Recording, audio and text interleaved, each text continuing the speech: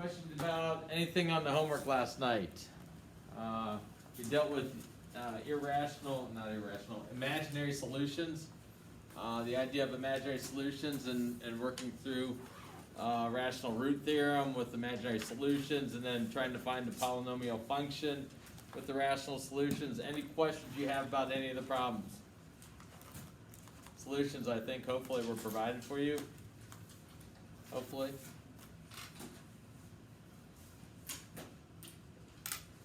Yeah.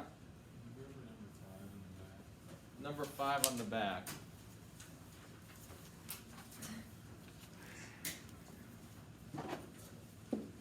P of x is equal to x to the 4th minus 4x to the 3rd minus 5x squared plus 38x minus 30. Okay, if we take a look at our solutions, we have 4 solutions. We have 4 solutions. We start out with positive here, negative, negative, positive, 2 sign changes, back to negative. So we have 3 or 1 positive solutions. And since we have 4 solutions total, I have 3 maxed here. That means I'm going to have 1 negative solution.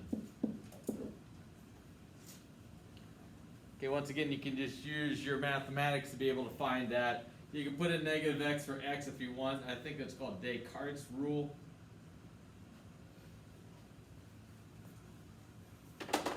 Possible solutions. Let's see, factors of 30. So we have plus minus 1, plus minus 2, plus minus 5, plus minus 6, plus minus 15, and plus minus 30 as our possible solutions. So if we start taking a look at values, I'm going to throw 2 in there.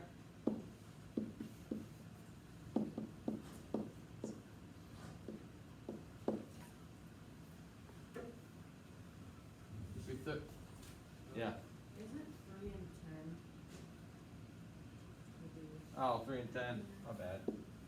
Plus minus 3, plus minus 10. There we go. Is that better? So if we run 2 through here, see 1, 2, negative 2, negative 4, negative 9. Oh, let's see, negative 18, 20. I'm going to get 40, doesn't work. So I try negative 2. 1, negative 4, negative 5, 38, negative 30. We have 1, negative 2, negative 6, 12, 7. It's upside down. What? It's upside down. Oh my.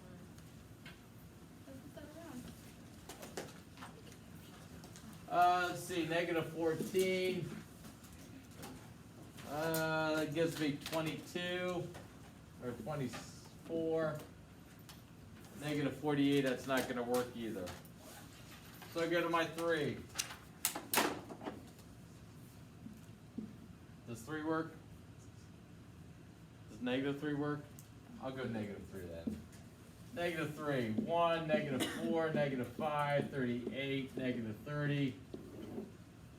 1, negative 4, or negative 3, negative 7.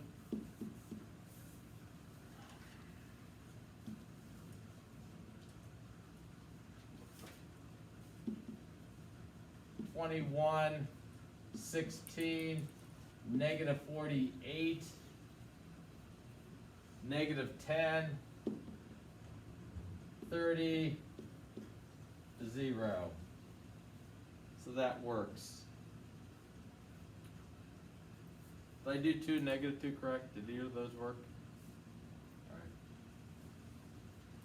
So what we have here is we have a value x equals negative 3.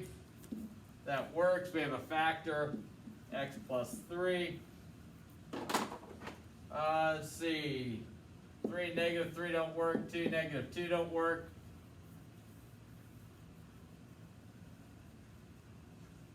I might start going back to my ones, see if one of the ones would work. I already have my one negative solution here, so this is where this helps you out. My one negative solution's right here. So all my negatives are going to be gone, so I'm going to try a value of 1. See if 1 works. 1, 1, negative 6, negative 6, 10, 10, and 0. So x equals 1 is a root, x minus 1 is a factor. That's where, once again, you can sort of utilize this idea right here. I have one negative solution.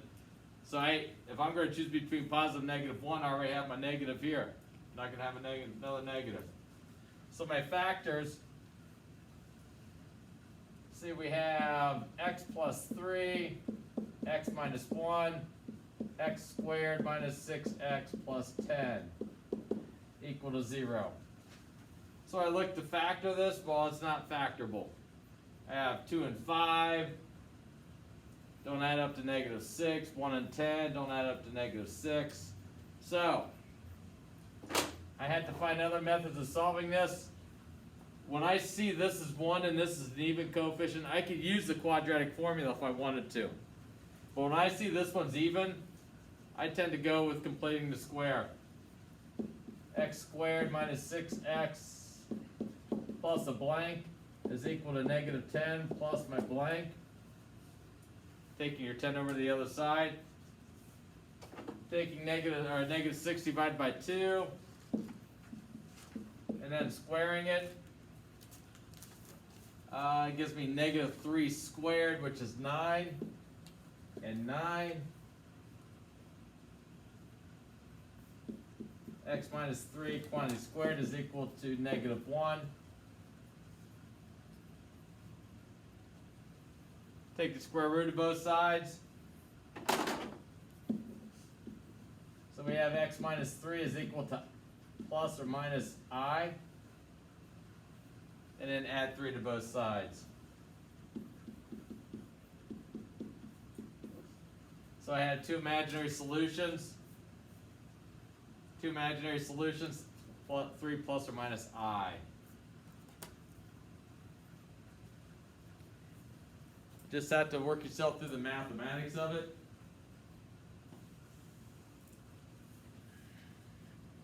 Other questions?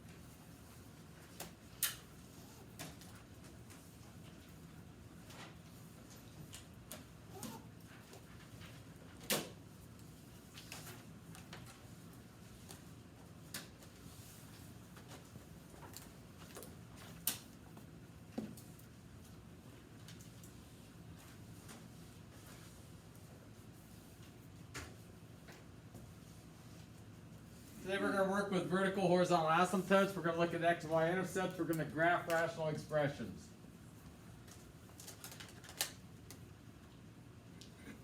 If we take a look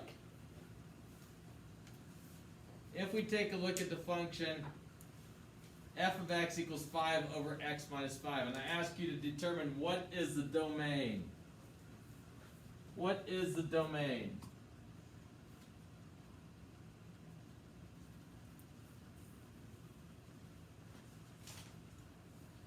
Well, if you remember back to what we talked about before with the domain,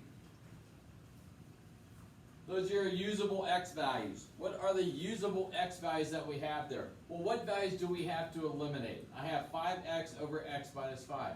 What would be the value we'd have to eliminate there, Brooke? What value can we not have with the rational expression 5 over x minus 5 for x?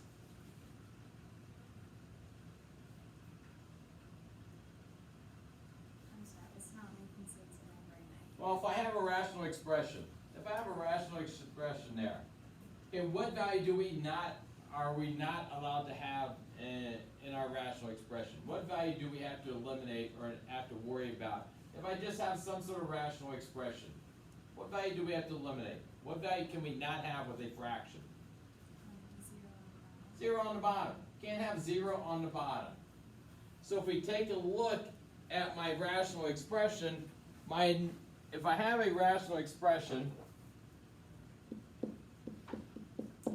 we have n of x, which is our numerator, and we have our denominator. And in that rational expression, this denominator cannot equal a value of 0. So if I'm taking a look at my domain, what value would we have to eliminate from our domain for this first rational expression? 5. Because d of x, which is our x minus 5, cannot equal a value of 0. So x cannot equal a value of 5. So if we look at our interval notation, it can be any other value. But the value that we cannot have is we cannot have a value of 5 there. So if I look at my domain,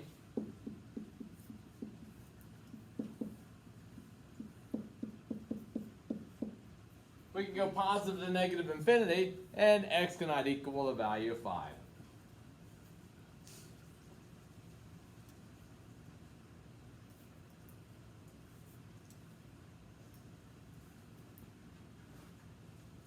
If we were to look at the second one here, what would be our domain for the second one? Once again, our denominator cannot equal 0. Okay, that gives us a bad taste in our mouth when we're dealing with mathematics. We can't have a value of 0 in the denominator. So, the x squared plus 3x minus 4 cannot equal 0.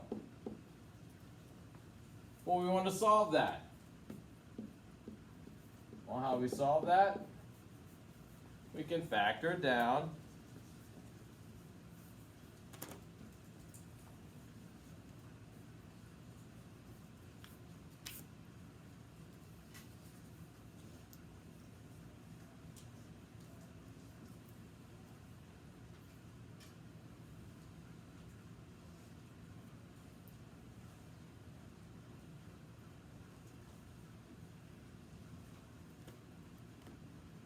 And now what two values would we have to eliminate there? X plus 4 and that's Well, those are my two factors. never mind, -4 is 1. Okay, so we have x is a member of negative to positive infinity and beyond. X cannot equal -4 and positive 1. Well, let's take a look at our calculator. Let's go back to this first function here. In your calculator, in your y1, I want you to go parenthesis 5x, close your parenthesis out, divided by parenthesis x minus 5, and end parenthesis. So KYC action going today. Everybody got typed in there. What we want to do is we want to use our technology to be able to evaluate this function. And yes, I could put in 4.7, 5 times 4.7, 4.7 minus 5, and then 4.9 and 4.99. I could put all those values in if I wanted to. But what your calculator will do for us is if you hit your second button, and go to calculate, which is above, I can't remember what that's above.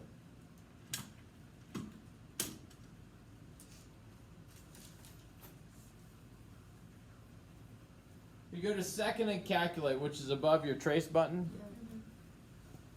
Your first option that you have is the value. You want to hit enter. What this will do is this will get you a value of your function. at any value you put in there. Okay, it gives you a graph of your function, and then down the bottom left-hand corner it has x equals and a blinker down there. Okay, what I want you to do is type in 4.7 and hit enter. What happens is the y value appears then for you. Does some nice work for you. Well, I want to do 4.9 next. So now, but just don't get too anxious here. You don't have to redo that entire process. All you have to do is just type in 4.9 now, and then hit enter. And it gives you a y value. And then 4.99. And hit enter. And then 5.001 and hit enter.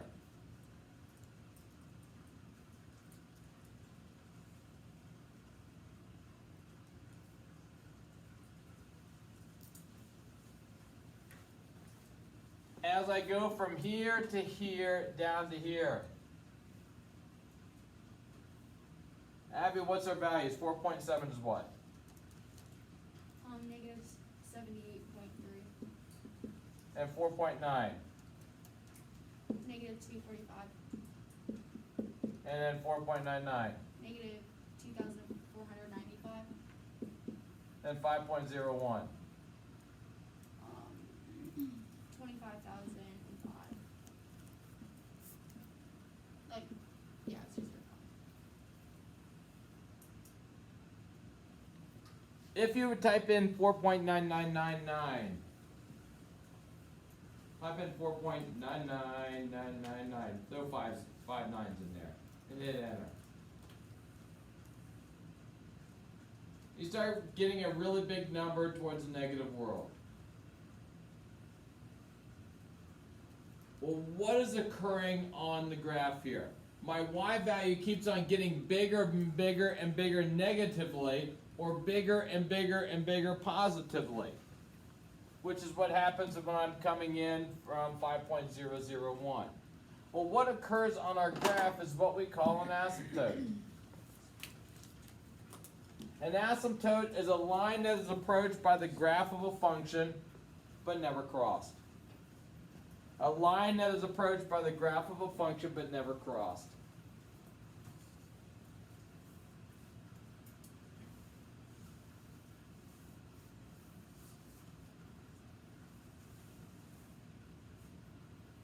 We dealt with these when we were in trig class, when we were graphing secant, cosecant, tangent, cotangents.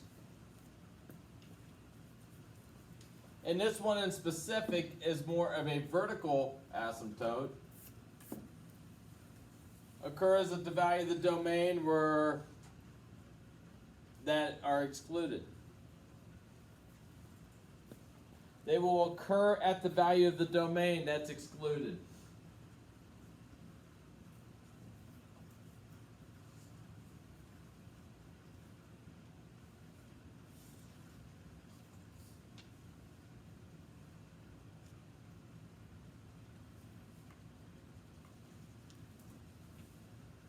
And it's always in the form, any type of vertical line is in the form x equals some number.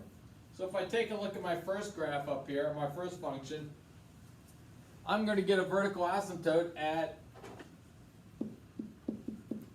x equals 5. Over here, what's the values that we eliminate? Negative 4 and 1. So we're going to get vertical asymptotes as x equal negative 4 and x is equal to 1.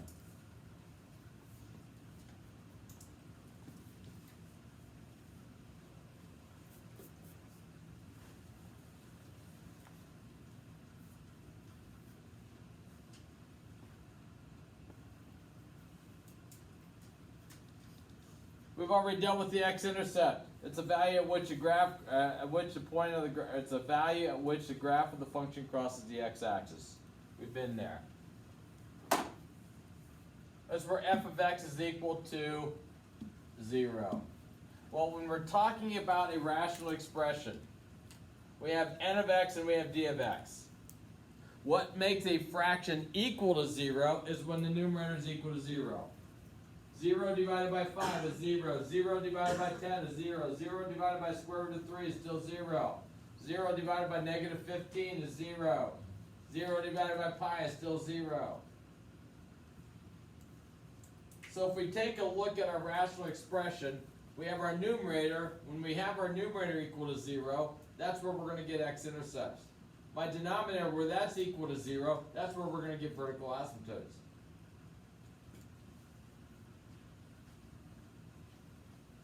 The y-intercept. It's the value at which a graph crosses the y-axis. It's where x is equal to 0. You just plug x or 0 in for x, and we solve. Now we'll get you your x-intercepts. Or I'm sorry, your y-intercept.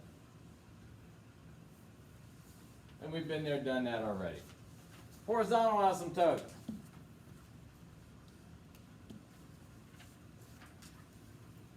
If the degree of the numerator equals the degree of the denominator.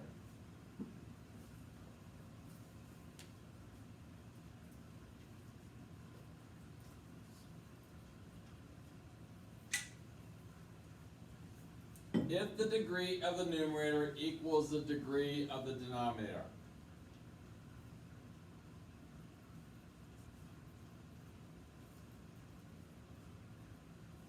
If they both have an x squared up there, or they just both have an x up there.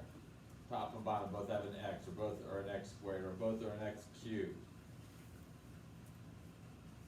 We will define this a little bit better when you get to calculus, if you get to calculus next year. Some of you will be in college.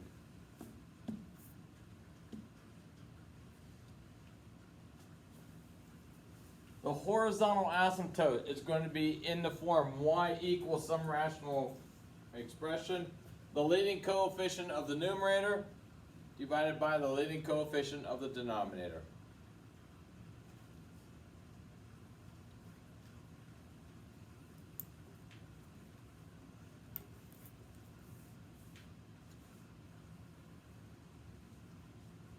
If the degrees are equal.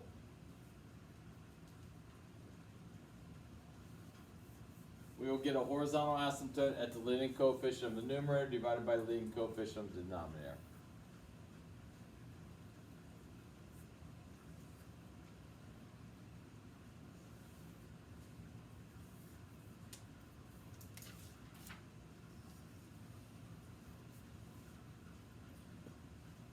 If the degree of the denominator is greater than the degree of the numerator, then the horizontal asymptote will occur at y equals 0.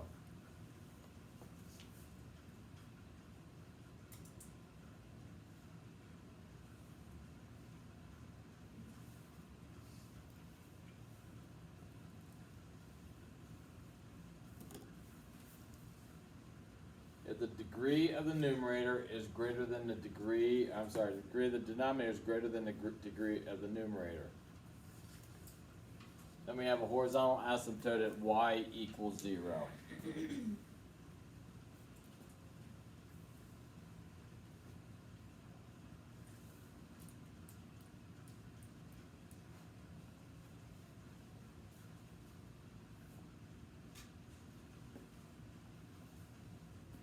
If it's flip-flopped around, if the degree of the denominator is less than the degree of the numerator,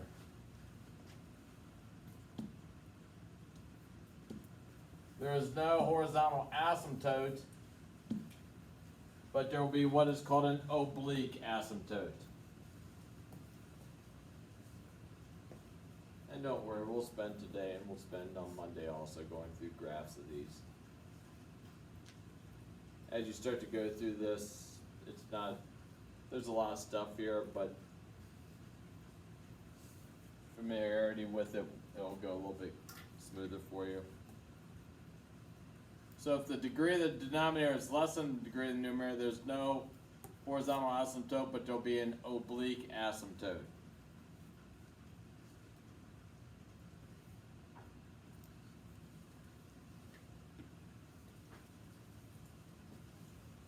And what's an oblique asymptote?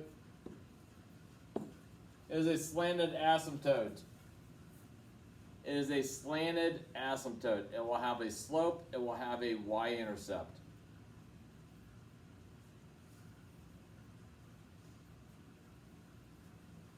So the oblique asymptote is a slanted slanted asymptote, which means you have a slope and a y-intercept.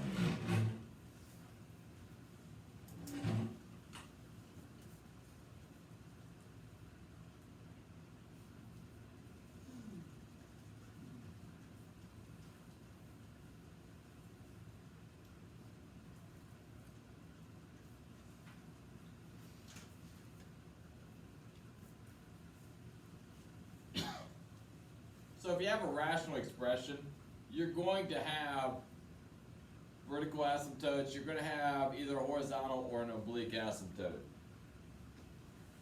Now, how do we determine this oblique asymptote?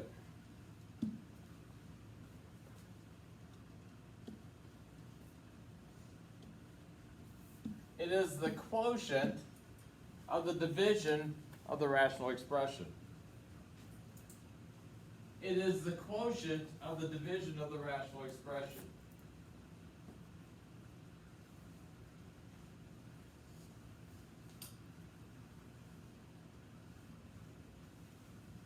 Without the remainder.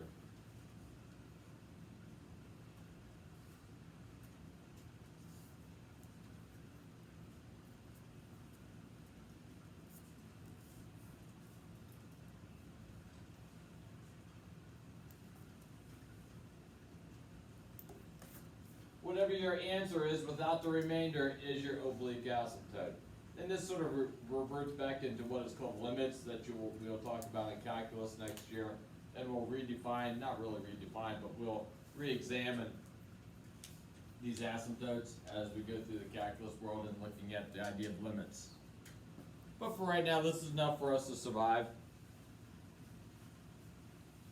So if I have x squared plus 2x plus 1 minus 1. If I divide by x, because what we're looking for is a quotient, which means we're going to divide what it's telling us to divide. It tells us to take this and divide by x. So I'm going to take and divide by x. X goes into x squared, x times. We multiply x squared, we subtract, give me 0, bring down the plus 2x. X goes into 2x 2 times. We get 2x, we subtract, we get 0, we bring down to -1. X doesn't go into -1, so we have plus -1 over x, which is your remainder.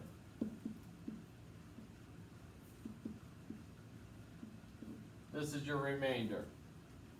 We don't worry about that with an oblique asymptote. We just take a look at what is my quotient here. My quotient is x plus 2. So my oblique asymptote is y equals x plus 2. It has a slope, it has a y-intercept. It's slanted.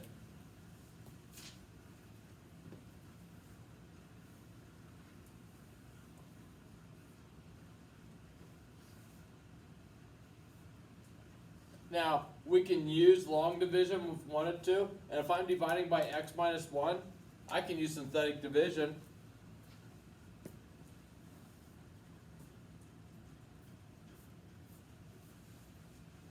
I can use synthetic division, where I can put a plus 1 there.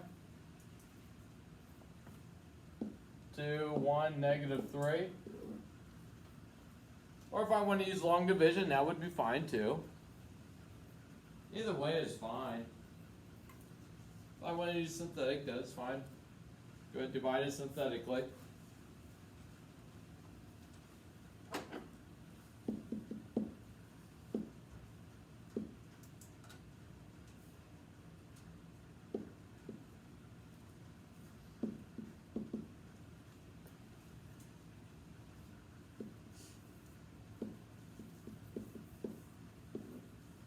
So our oblique asymptote would be y equals 2x plus 3.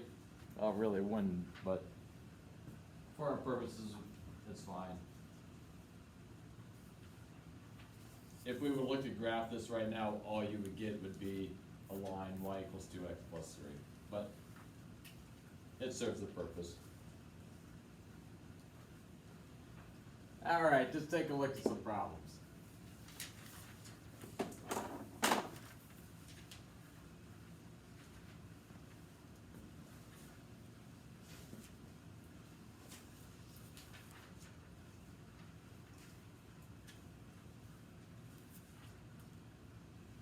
The first one, all I'm going to worry about in the first one would be the vertical horizontal asymptotes, x and y intercept. I'm not going to worry about the graph because the graph becomes a little bit more involved. I want to get to the second one here.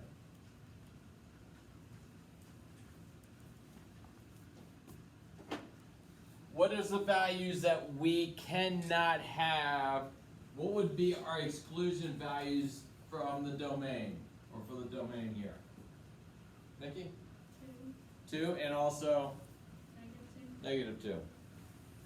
So our excluded values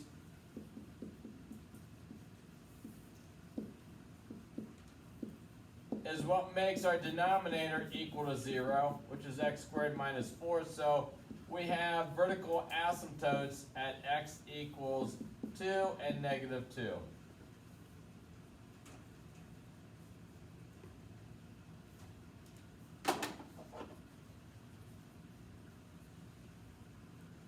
If we take a look at the horizontal asymptote,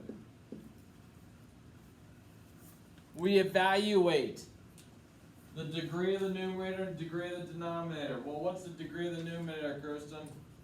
What's the degree of the denominator? 2. So the degrees are equal. So the degrees are equal.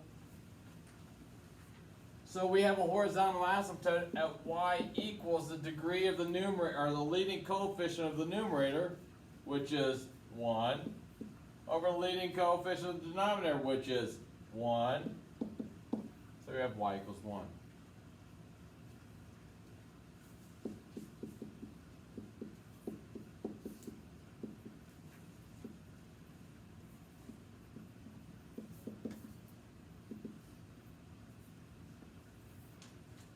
Our vertical are x-intercepts. What makes our numerator equal to 0?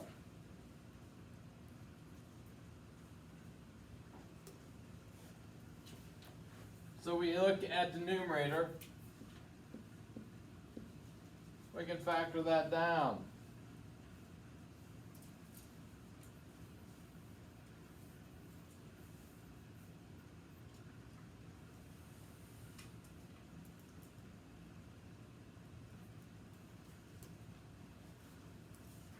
The two factors test are what?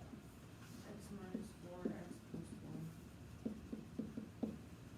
So we have x-intercepts, whatever makes this equal to 0. So x would equal 4 and negative 1. Our y-intercept is where x is equal to 0. So wherever I put it, 0, see as x, I'm putting a 0. So we have 0 squared minus 3 times 0 minus 4 over 0 minus 4. So we're left with negative 4 over negative 4, which is a value of 1.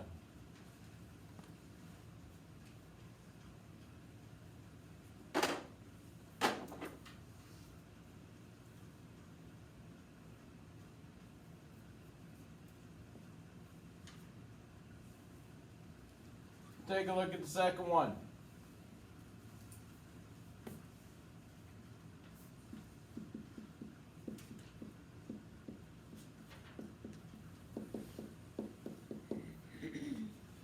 What's the excluded value? What value can we not have, Jordan?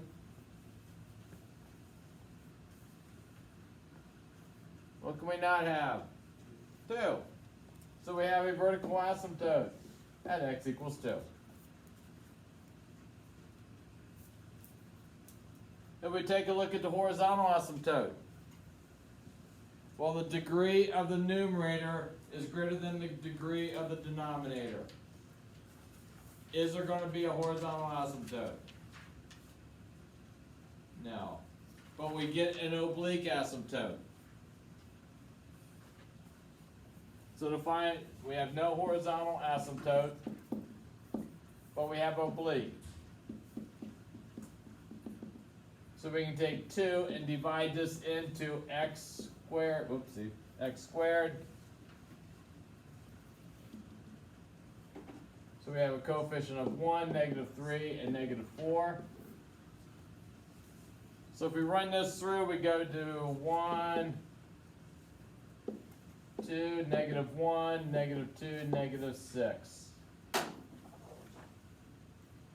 So we have an oblique asymptote at y equals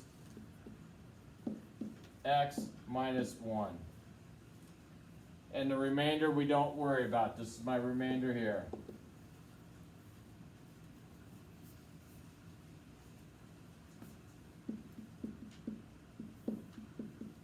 X-intercept, what makes our top equal to 0?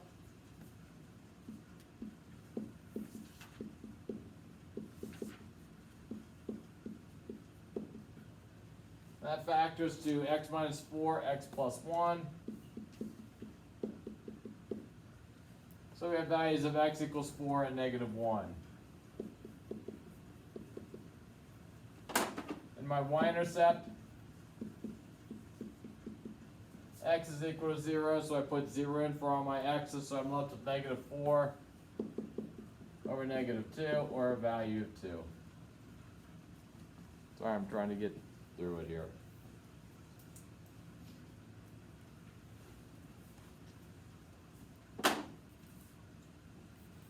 Looking at a graph.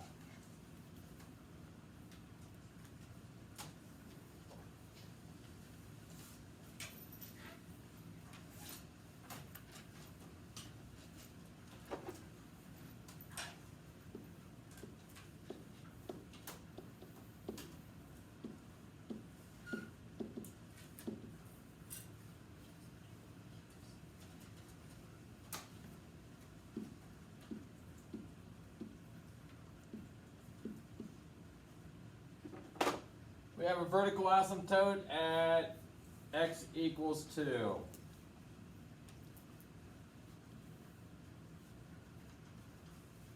We have an oblique asymptote at y equals x minus 1. So if I'm graphing that, I got a y-intercept of -1 and a slope of 1. So I can go up 1 to the right 1.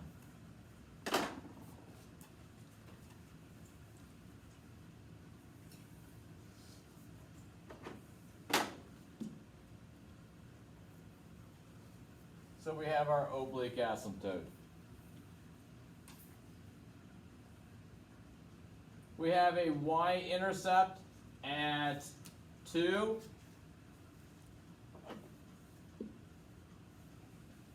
And an x-intercept at -1 and 4.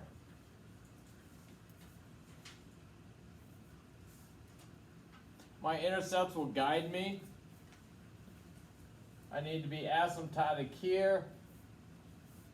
And I need to flatten out along this line here. And likewise, we look to flatten out.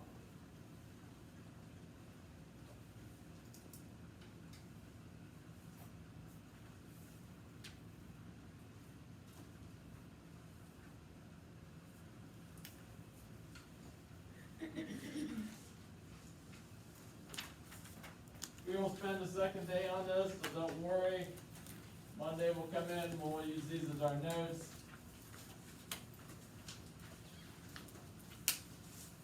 We'll go through problems. Just start to try to familiarize yourself with the techniques and what we're looking for. How do I find this? How do I find this? Did I get everybody? The first section says find the domain for each interval.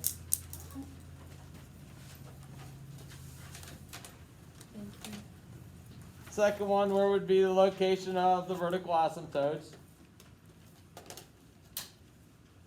And then we're looking at trying to get everything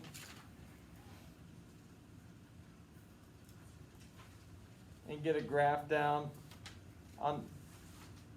There's a lot of them there, so don't feel that you have to get everything done there. Just try to mud yourself through some of them. Plus, it might be helpful if you use another piece of paper. I don't give you much room for the graphs there. I'll post some solutions.